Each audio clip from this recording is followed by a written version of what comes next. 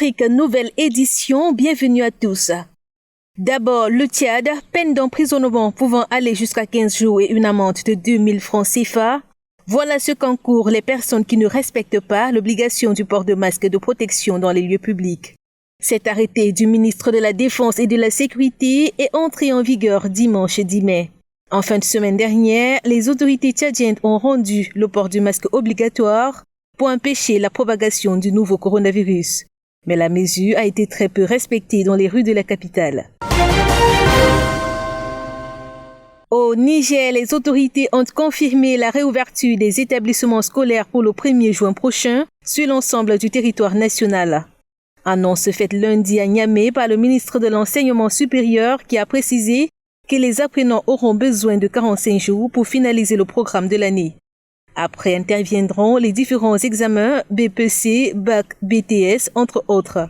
Le ministre a par ailleurs indiqué que cette décision a été prise au vu de l'évolution favorable de la pandémie. C'est qu'après un pic à la mi-avril, le pays a enregistré de moins en moins de cas d'infection au nouveau coronavirus. Le dernier bilan officiel affiche 832 cas de Covid-19, dont 46 décès et 637 guérisons.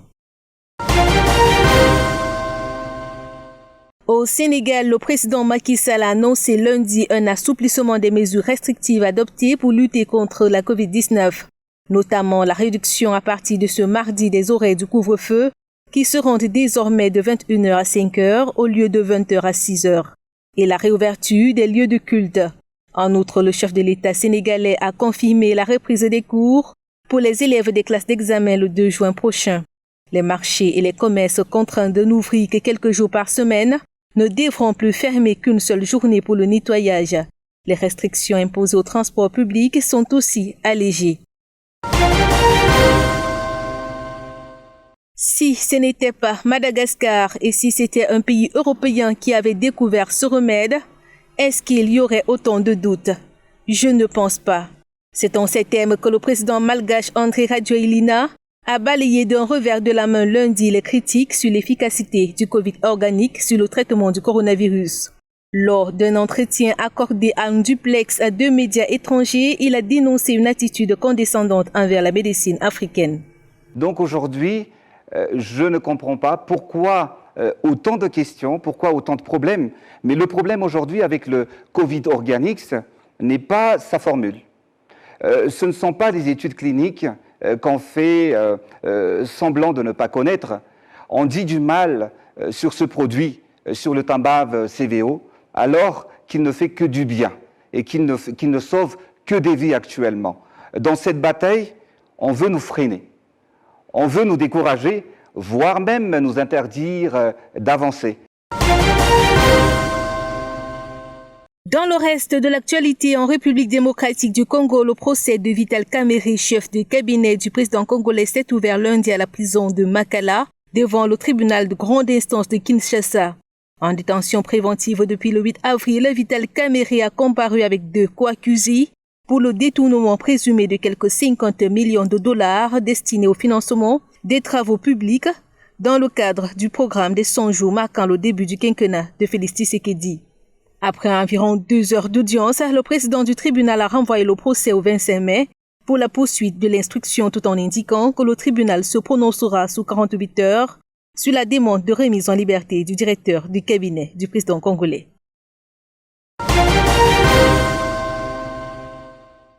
Présidentielle au Burundi, alors que la campagne électorale est entrée dans sa dernière ligne droite, le chef de file de l'opposition Agathon Rwasa dénonce des failles du processus électoral. Selon les informations recueillies sur le site d'information de Radio France Internationale, dans une correspondance envoyée en urgence au président de la CENI, le principal opposant au pouvoir a pointé notamment des listes d'électeurs définitives qui n'ont pas été publiées à quelques jours de la triple élection du 20 mai. L'opposant a aussi relevé l'existence des bureaux de vote constitués presque exclusivement de membres du parti au pouvoir. Pour le candidat à la présidentielle, ces manquements sont de nature à ôter toute crédibilité à ces élections s'ils ne sont pas corrigés dans les plus brefs délais. Au Mali, les députés viennent d'élire un nouveau président à la tête de l'Assemblée nationale. Moussa Tembine, puisqu'il s'agit de lui, a été porté au perchoir avec 134 voix, contre 8 obtenues par son principal rival, l'ancien Premier ministre Moussa Mara. Âgé de 46 ans, Moussa Tembine, député du Rassemblement pour le Mali, est un fidèle du président Ibrahim Boubacar Keïta. C'est lui qui doit présider aux destinées du Parlement malien pendant les 5 prochaines années, est un enseignant de profession, ancien président de l'Association des élèves et étudiants. Il a été premier secrétaire parlementaire de l'Assemblée nationale du Mali de 2014 à 2015. En Guinée, le président Umaro Sissoko Embalo a engagé lundi le processus pour la réforme de la Constitution. Par décret, il a annoncé l'instauration d'une commission qui aura 90 jours pour présenter ses propositions. Cette décision du président bissau-guinéen est en application des recommandations de la CEDEAO qui l'avait pressé d'engager immédiatement la réforme relative à une nouvelle constitution qui sera soumise à un référendum dans 6 mois. L'organisation ouest-africaine avait insisté sur l'actuelle constitution qui passe pour un facteur essentiel des crises politiques auxquelles ce petit pays est fréquemment confronté. Un détour en Sierra Leone, le président Julius Maada Bio a suspendu l'un de ses ministres pour conduite et déclaration publique inacceptable.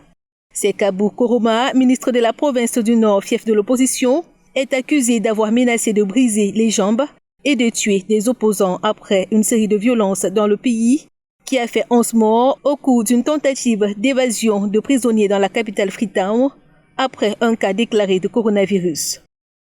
Voilà qui fait l'essentiel de l'actualité. À très bientôt.